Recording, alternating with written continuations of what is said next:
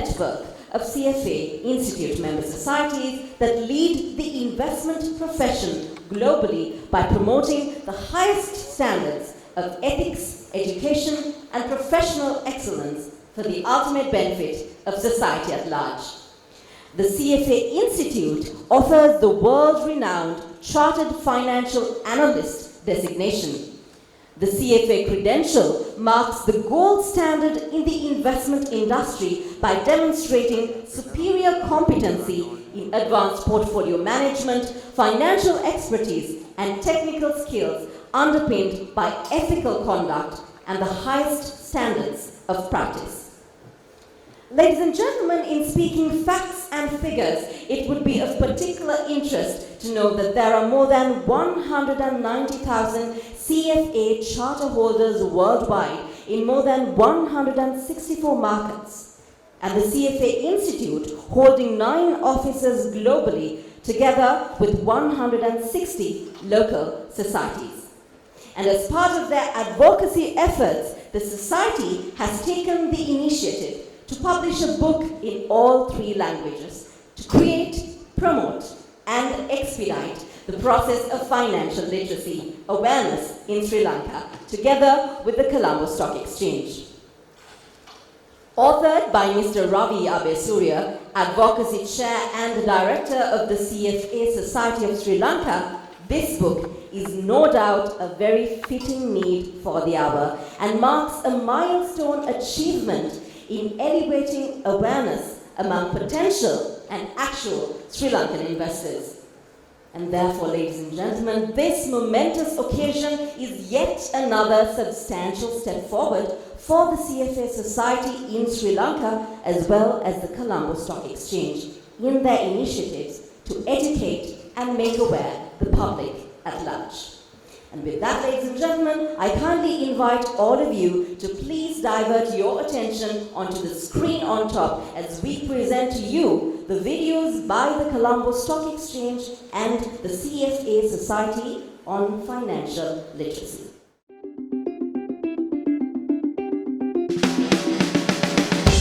Banking on the entrepreneurial spirit of the Sri Lankan people, the Colombo Stock Exchange builds on a share trading tradition that has existed in Sri Lanka for over a century. The business of share trading that commenced with plantation companies in 1896 continues to thrive today as a matured and vibrant stock market that mobilizes capital flows of over 300 billion rupees a year. We have leveraged on the combined experience and expertise in the industry to leapfrog on multiple fronts as we look towards the possible re-rating of the market upwards. What is on the cards are major infrastructure developments, new product introductions, widening of the investor base, building a sustainable business model, and most importantly, working with the government and the regulator, the SEC, as a pivotal point for capital raising. Today, as the operator of the stock market in Sri Lanka, we offer state-of-the-art pre-trade, trade and post-trade platforms. Our stakeholder base also includes the regulator, the Securities and Exchange Commission of Sri Lanka, over 700,000 local and foreign institutional and individual investors, members of staff of the stock exchange, and other market intermediaries who go and make up the ecosystem of the Sri Lankan capital market. Stock exchange operations around the globe have evolved significantly, and so has the CSE. Our trading operations, which started with an open outcry system and investors visiting the public trading floor, today is delivered through a state-of-the-art multi-asset class automated trading system and a central depository system. CSE has engaged in a drive to digitalize all stakeholder touchpoints in the stock market, enabling end-to-end connectivity electronically. CSE over the years have invested in technology because we understand a robust, secure and cutting-edge technology is the backbone of a modern exchange. Establishing regulatory readiness to navigate through a Sri Lankan business landscape that has changed substantially since CSE was first established has been a material focus. Regulation must evolve to support the development plan or the development strategy of the exchange, and that is something that we have always followed. Compared to the inception of the Colombo Stock Exchange 35 years ago, we have been able to transform our listing framework to make it really attractive for issuers to come and raise capital by listing their securities through the Colombo Stock Exchange. And for this purpose, we have been able to diversify our listing platforms and listing boards, giving them various listing options to benefit. In terms of overall regulation, our focus has always been investor protection, creating and maintaining a fair and orderly market, and also facilitating capital formation. The CSE has taken decisive steps to diversify from a single product market to one that offers multiple products. We believe the new SEC Act will be an important development in covering regulatory changes required to continue to safeguard investor rights. The investor base in the Sri Lankan stock market has grown steadily, and measures taken by CSE to increase the retail investor base and foreign investment fund flows rapidly to create a vibrant securities market have been focused and consistent. We have used multiple strategies to attract local and foreign investors. The Invest Sri Lanka series has been effective in taking the message of our stock market and opportunities globally, and in attracting foreign fund flows into the country. As we look ahead, CSE envisions to play a competitive role and be among the leading regional markets, harnessing our key strengths of the established infrastructure and the reputation built. We will continue our journey towards success, and we value our stakeholders' confidence in us, standing unaltered. Colombo's Stock Exchange, a transformative past, a vibrant future. Let's build a better world for investing. Let's always put our clients' needs above our own. Let's have honest conversations. Let's have candid debates about what retirement savings really means. Let's dispel false hopes And build real dreams. Let's stand by our clients' side as the world around them changes. Let's have the courage to take the long view. Let's hold ourselves to a higher standard of ethics. Let's build a better world for investing. One charter holder at a time. That's what we do. That's what I do. That's what I do every day. I am a CFA charter holder. I am a CFA charter holder. I'm a CFA charter holder. I am a CFA charter holder. I measure up. I measure up. My name is Ding Shua. My name is Ganesh Sundar. My name is Kyoko Narita. My name is Paul Smith. 제 이름은 송진희입니다. And I'm building a better world for investing. CFA Institute. Let's measure up. Ladies and gentlemen, I now have the pleasure of inviting Mr. Dilshan Weerasekara, Chairman of the Colombo Stock Exchange, to address us all. Morning to all of you. Miss K.M.A.N. Daulagala, Deputy Governor of the Central Bank. Mr. Chintaka Mendis, Director General, Securities and Exchange Commission. Mr. Aruna Pereira, Vice President, CFA Society.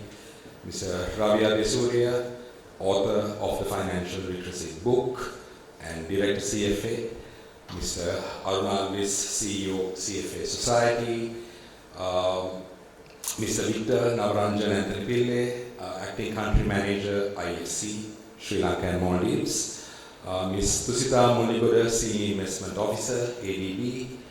Mr. Mutasai Sufali, Chairman HEMAS. Ms. Kapigali Ratna, CEO, Ceylon Bank, and Mr. Dilshan Rodrigo, CWO, HNB. Mr. Rajiv Bandaranaike, CEO, CSE. All other distinguished guests from the state and non-state universities, representatives of the media institutes, senior management staff of SEC and CSE, members of CFA friends. We are here today to celebrate important milestone, not just in terms of ringing the bell for financial literacy, but to launch a very useful publication that Ravi has come out with. I think that will be used to further the financial literacy knowledge in Sri Lanka. All of you probably know Sri Lanka has had a long tradition of having a high literacy rate. So you would know we boast that we have a literacy rate over 92% in the country. However, I think a study that Central Bank did last year reveals that financial literacy is as low as 58% in this country. And therein lies the problem, I think, that needs to be addressed. The country's savings, investments, to be channeled to the sectors of the economy that really need investors to be aware of the products and services that capital markets, financial markets offer. And the CSE is very proud to champion this initiative along with the regulator SEC, IFC, ADB, the CFA Society, and listed entities, the universities who've been involved in this to further this cause. On our part, we've been quite active in that space. We conduct almost about 6 investor education forums around the country. We've had 2 so far in Kandy and Galle. We have the 3rd coming up next week in Jaffna, and we'll have 3 more before the end of the year. And we do this along with both regulators, the SEC as well as CBS, in terms of providing the staff. And these forums have actually been very good and have been taken up very well by the investor community. So I'm very happy to celebrate this, and I think this publication especially is something that we've spoken of for a long time, Ravi, and finally it's come to fruition. And I think the important fact is that the publication itself, if you go through it, it's quite eye-catching, it's pleasing, it's easy to read, it's not too text-heavy, and it's also in all 3 languages, which has been a major impediment, I think, to develop financial markets and capital markets in Sri Lanka, has been the language barrier, because a lot of publications that we have in this space has been in the English language. So we are very happy to kick this initiative off, and we wish the CFA Society as well as Ravi all the very best to take this publication to much greater heights. Thank you very much everyone for participating in this event, and I wish you all a pleasant day. Thank you. Thank you very much, Mr. Veerasekara. I now wish to invite on stage the Vice President, Mr. Aruna Pereira of the CFA Society of Sri Lanka. Good morning, ladies and gentlemen. Ms. Dawlubala, Mr. Dilshan Veerasekara, Mr. Chintan Mendis, Mr. Aruna Alvis, and all other distinguished guests. So I think, as Dilshan mentioned a little while ago, this publication by Ravi comes out in the most opportune time. Why I say that is, as Dilshan again referred, recent study by CBSL has identified financial literacy among adults at 58%. Now, I don't know how exactly the financial literacy was defined, but probably looking at the financial scams that we hear on a day-to-day basis, I don't know whether it is even much lower.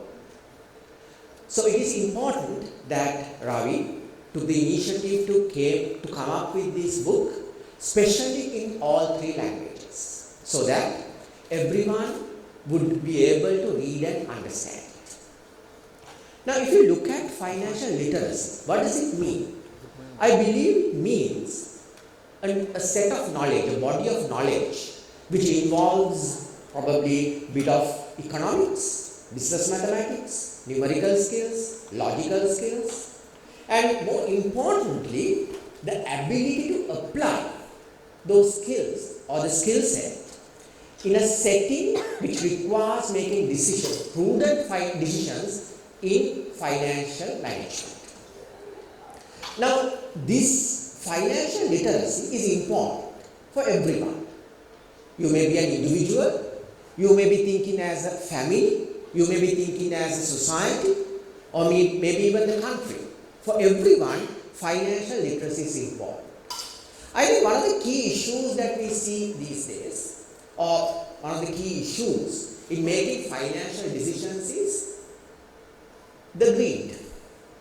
People want to make money quickly using the shortest route.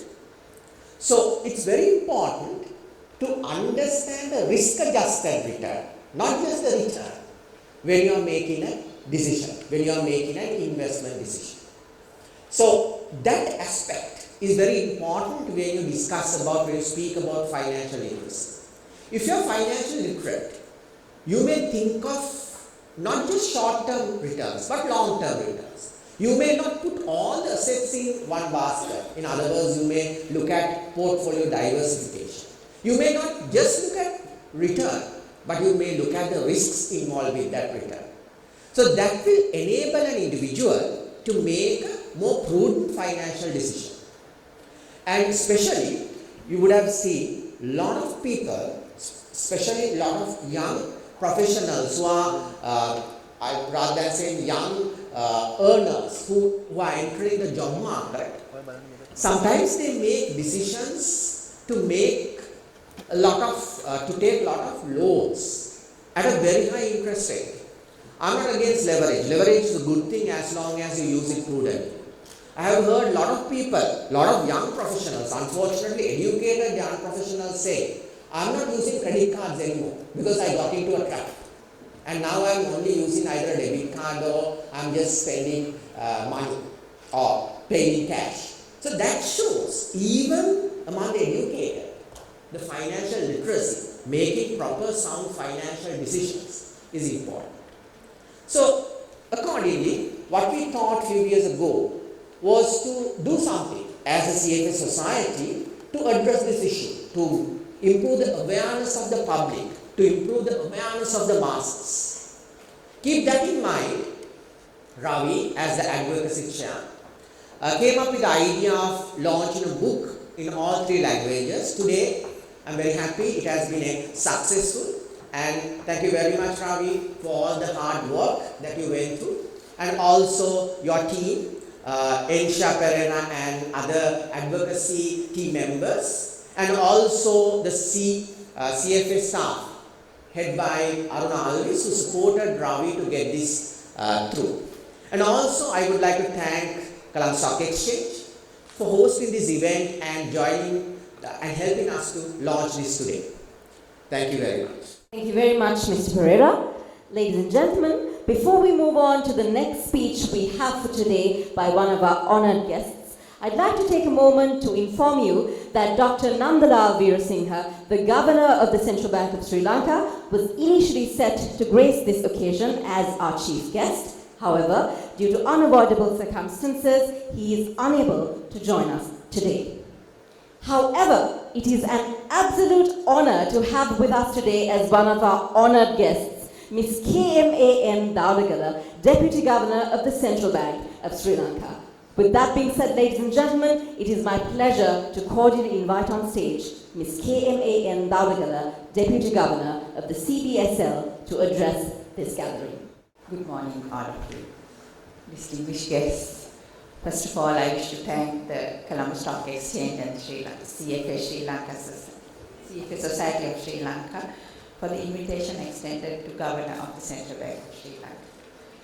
Unfortunately, as you were informed, Governor is unable to be present here due to unavoidable circumstances.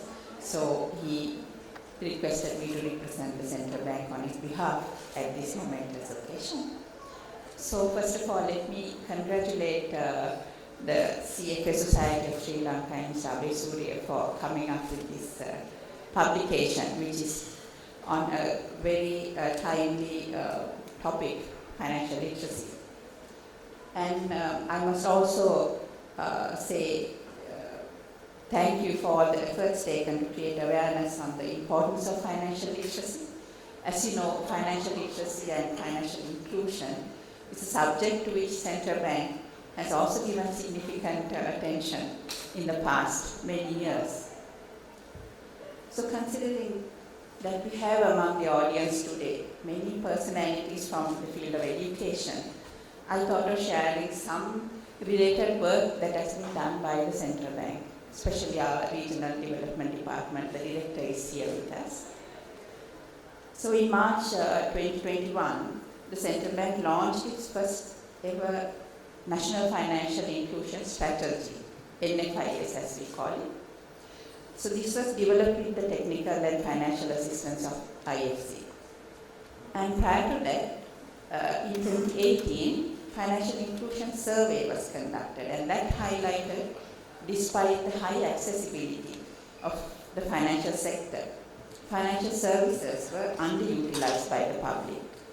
However, if you look at the bank account ownership, Sri Lanka had about 88% of the population having bank accounts, which is higher than 68% in South Asia. Of course, this was supported by the high level of bank branch penetration in Sri Lanka. However, the survey also noted 48% of the borrowers relied on semi-formal or informal financial service providers for their financial needs. So in this background, lack of financial literacy emerged as a key impediment to financial inclusion in Sri Lanka. Therefore, financial literacy and capacity building was identified as one of the 4 key pillars of this NFIS. So poor financial literacy among individuals and MSMEs in Sri Lanka decreases the uptake and usage of financial products and services. This in turn prevents consumers from reaping the benefits of financial inclusion.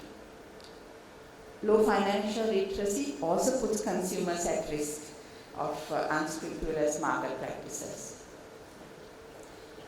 So as part of the implementation of the 4th pillar of NFIS, and also to ascertain the current level of financial literacy in Sri Lanka, the Regional Development Department of the Central Bank, with the assistance again with IFC, conducted the first ever countrywide financial literacy survey in 2021. So the results of this survey are out now, and so for this survey, financial literacy was defined as a combination of financial knowledge, financial attitudes, and financial behavior necessary to make informed financial decisions. So the key objective of this financial literacy survey was to assess the level of financial literacy across the population with a view to formulating appropriate policy measures. The survey conducted with the nationally representative sample of 4,800 household members aged 18 and above. And also the questionnaire comprised questions on financial knowledge, attitudes and behavior in relation to various aspects of financial literacy, which included budgeting and money management, short and long-term financial plans, and choices of various financial products. I would at this moment like to share some of the key findings here, as it would be useful in determining the best measures to improve overall financial literacy and financial inclusion through financial education. So the survey released, as it was mentioned, the survey revealed almost 58% of the adults are financial literate in Sri Lanka. So this is an improvement on the 35% reported in 2014. And the survey assessed the level of understanding in 4 key concepts. First, numeracy; second, compound interest rates; third, inflation; and the 4th was risk diversification. And it was found that risk diversification was the least familiar among the participants. The findings also reveal that the level of financial literacy varies across different segments of the population, suggesting the need for targeted policy measures. So for instance, despite gender parity in education, the survey notes gender disparity in financial literacy. Financial literacy rates of males accounted for 61%, whereas that of females is 55%. So there is a gender gap of about 6% there. So as expected, the financial literacy levels among the urban residents are higher than those of the rural residents. And considering the age levels, peoples above 60 showed significantly lower scores in financial knowledge, attitude and behavior. So young adults in Sri Lanka are more financially literate, and this is a positive aspect, as we can expect the population to be more financially literate and resilient in the future. Further, the survey revealed that more than half of the Sri Lankans have positive attitudes towards the safety and efficiency of digital payment methods.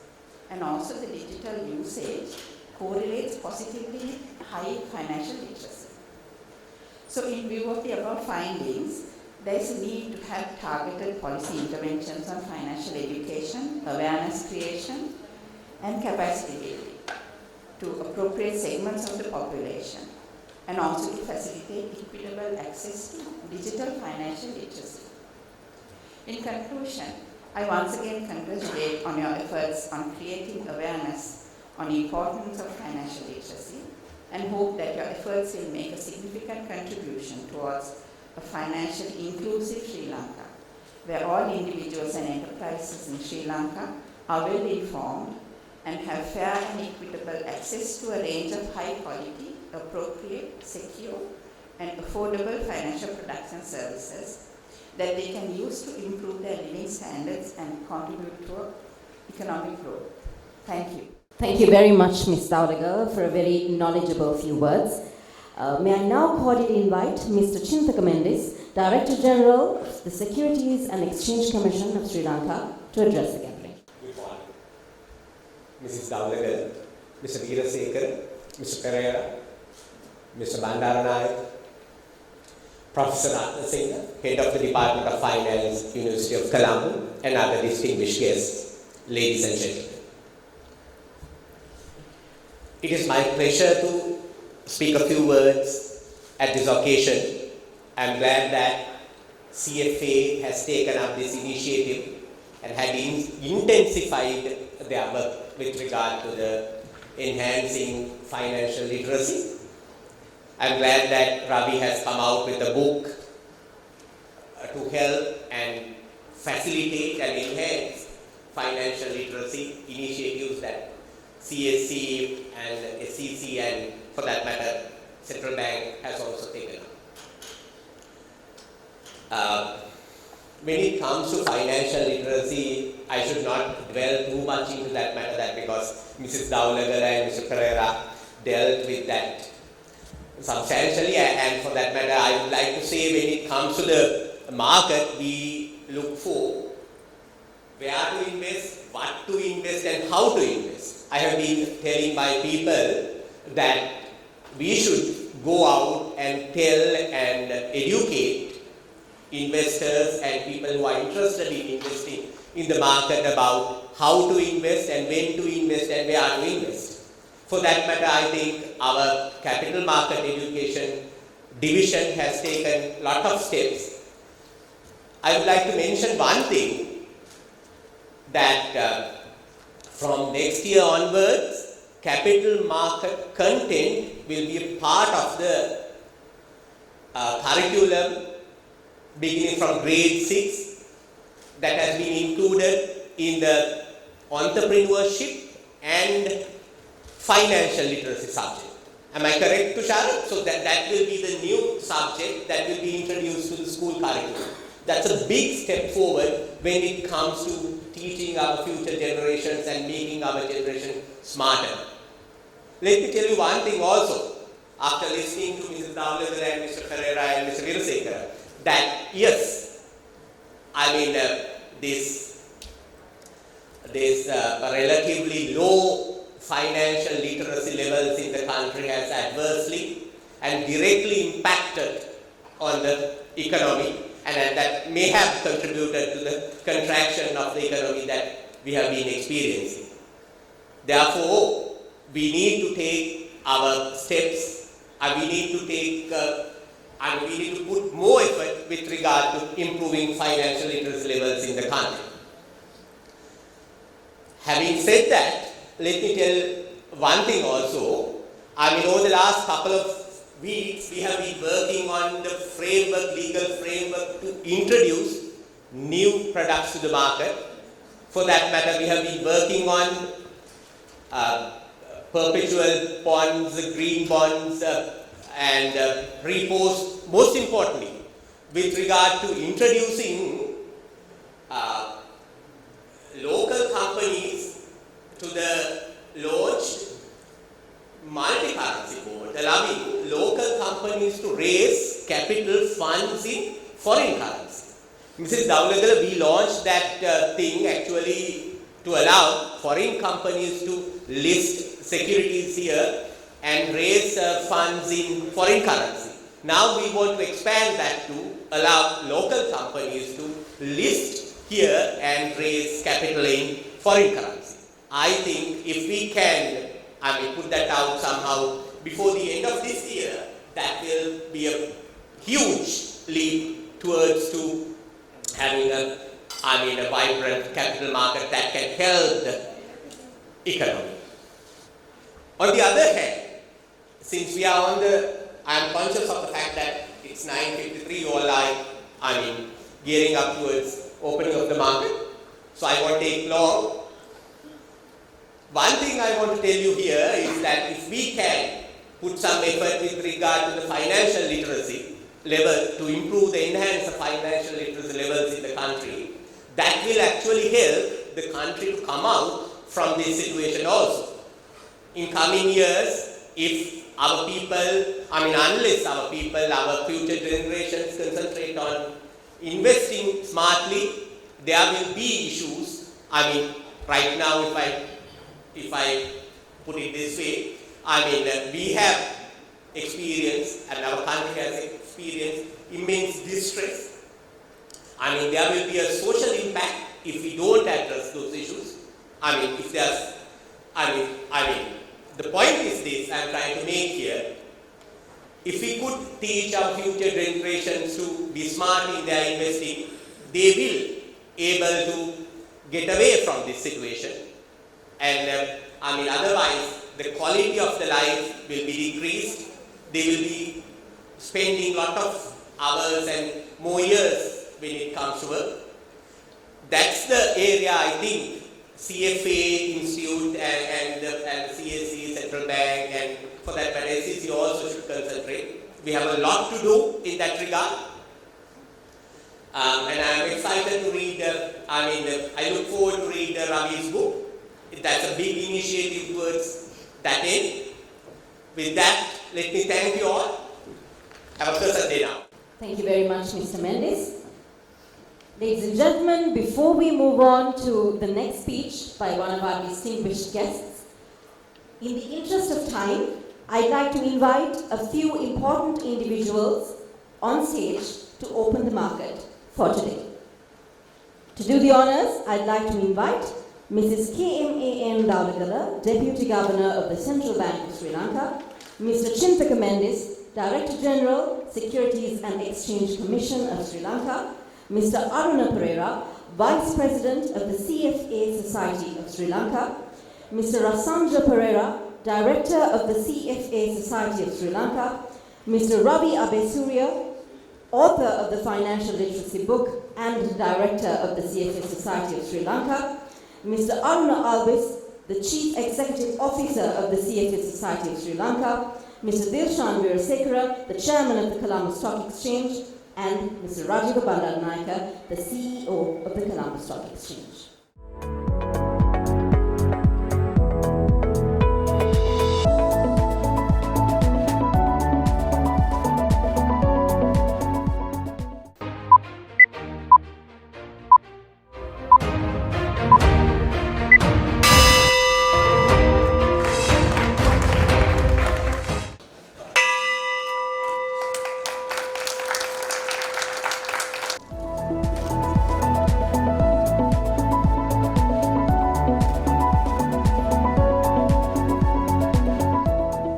Thank you, everyone.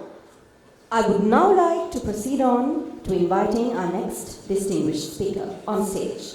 Ladies and gentlemen, the author himself of this profoundly insightful book on financial literacy, Mr. Ravi Abesurya, Advocacy Chair and Director of CFA Society of Sri Lanka. Actually, Mr. Professor Sampath was to come, but he didn't make it today for unavoidable reason. Chintaka Mendes, Dilshan Veerasekara, Rajiva, distinguished invitees, ladies and gentlemen. It gives me great pleasure to see the print version, which is actually the second edition of my book, Financial Literacy to Achieve Your Financial Well-being, being published today. My sincere appreciation to the Colombo Stock Exchange and the CFA Society of Sri Lanka for sponsoring this book publication. Today, due to the sovereign debt crisis, people are struggling to live. As a nation, most of the people, SMEs, are in a debt trap. And organizations are striving to increase wages to keep up with inflation. Therefore, personal financial management has become a key to survival. When people face financial stress, their immediate reaction is to look for more money. They believe that the situation could be overcome by going after more money, trying to earn more. But the root cause of their problem is their low financial literacy.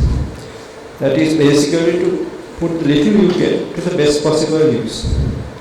Being financially literate clearly benefits, as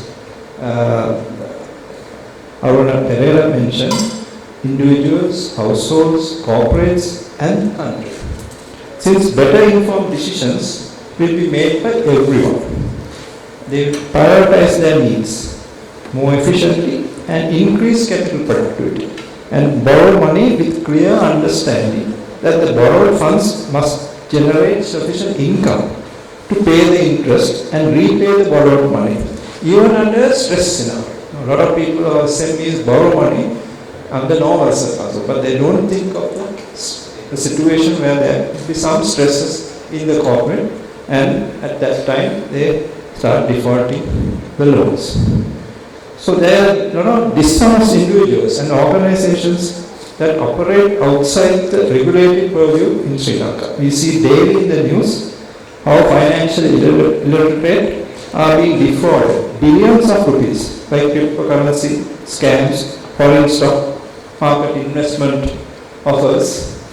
I don't know how many of you get calls from this very building. Ponzi schemes. Even in our stock market, investors are being misled by people who use social media to spread misinformation. A lot of things that are happening which unfortunately people get carried away. And there are loan sharks and irresponsible credit schemes that drive vulnerable sectors of the economy into debt traps. These deceitful individuals and organizations strive by exploiting the financially excluded because of their sheer lack of financial knowledge. Coming into another interesting topic, due to lack of economic literacy, people in Sri Lanka do not question the viability of economic decisions made by successive governments. Only after the sovereign debt crisis that our voters realized the damage done to the economy due to wrong economic decisions and policies implemented by politicians over decades. Poor financial literacy among citizens was a blessing for our politicians. If we had financially educated citizens, they would have demanded accountability for the actions of our politicians. So my book is trying to achieve this knowledge by giving some basic understandings of the concepts, financial concepts, a person to take control of their financial future. It covers topics like how to achieve financial independence and wealth, personal financial planning, how to identify risk of various investments. I think risk management, diversification is a gap. I will also mention that has come up in the survey because our people will understand risk of various investments. How to borrow smart. People borrow, but you need to be smart when you are borrowing. Understanding most aspects of taking a loan. The questions you should ask is very clearly explained. Wealth management and how to be prepared for the unexpected. You all come across a lot of unexpected things that in life you have to be prepared. You have to take insurance and planning for retirement. All these topics are extensively covered in the book. Now I would like to make a humble request to all the companies to do their utmost to improve financial literacy of the adult population in Sri Lanka as part of their own CSR. Providing knowledge of financial literacy to employees would put both the employees and the employers in a win-win situation, where employees will have less financial burden through better management of their personal finances, and the employer will have more satisfied workforce, reduce the cost of attrition, and an attitudinal change who appreciate the private sector. A lot of people think the state sector is the only way, whereas there's so much opportunity in the private sector, and what good they do doesn't get communicated. So this is a way to CSR and ESG, corporates can make a difference to the community. Let me conclude by advocating special attention from the policymakers and university faculty who are present here to take this financial literacy drive to the schools right throughout the country. As Colombo University just embarked on a financial literacy week, what they are trying to do is to get the students to take it to their own schools by encouraging financial literacy discussions, forums in the university, and then from there onwards, the book is there electronically, the first version for anybody to download, and we hope to get this book published and distributed to all the universities with the support of lending agencies and corporates who have already informed their interest in helping out this publication or printing the book and distributing among all the libraries, whether it's normal libraries, university libraries, school libraries, so that it reaches out to every corner, and also forums where kids and children as well as graduates are very well aware of how to manage their personal finance. So I have no doubt that if we can attain this financial empowerment for the people of Sri Lanka, we can achieve more secure financial future for all our citizens. Thank you. Thank you very much, Mr. Abe Surya, for those insightful words. Ladies and gentlemen, it is now time to officially launch this profound financial literacy publication for today.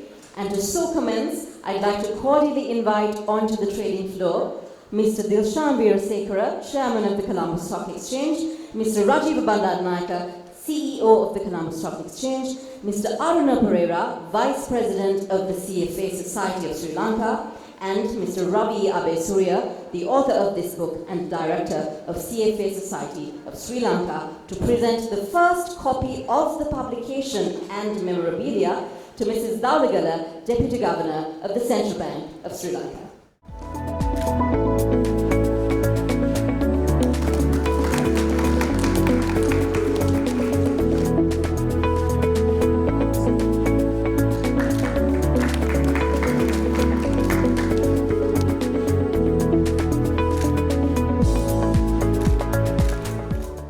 We also wish to place a copy of this publication in their respective libraries as well.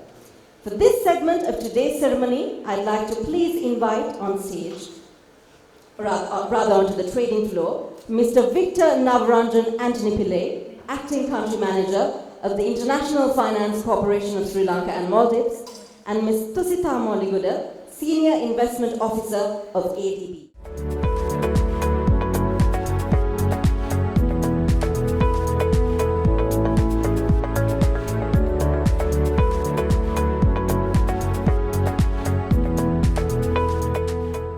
In promoting financial literacy, we believe that educating undergraduates on financial literacy is of utmost importance.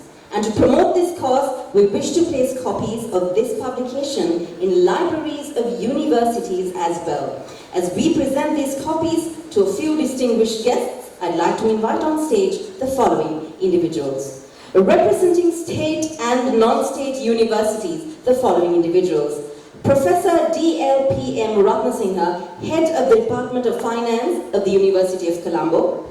Professor P.D. Nimal, Dean of the Faculty of Management Studies and Commerce of the University of Sri Jawadhanapura.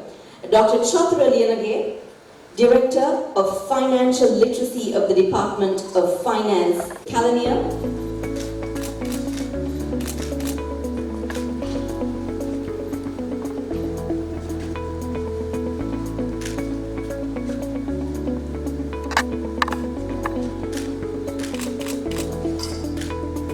Dr. Indra Mahakalanga, Head of the Department of Decision Sciences at the University of Moratuwa.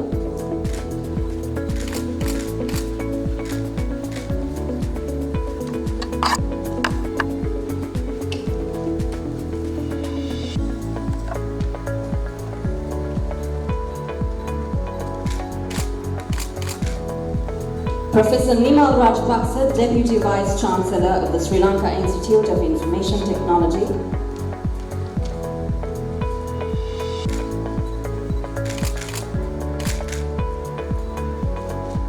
Ms. Kailashini Tirunagama, Head of Finance of the NSBM campus.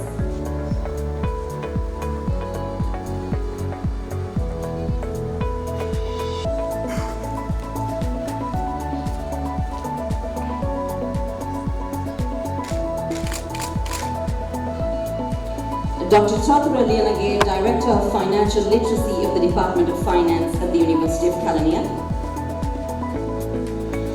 And Mr. Lasantha Amrakon, Chief Operating Officer of the Royal Institute International School. This morning, I'd like to invite the Chairman of the Colombo Stock Exchange, Mr. Dilshan Veerasekara, Mr. Rajiv Bandaranaike, CEO of the Colombo Stock Exchange, Mr. Aruna Perera, Vice President of the CFA Society of Sri Lanka, and Mr. Ravi Abesurya, author of this book, to Mrs. Dowligala, Deputy Governor of the Central Bank of Sri Lanka.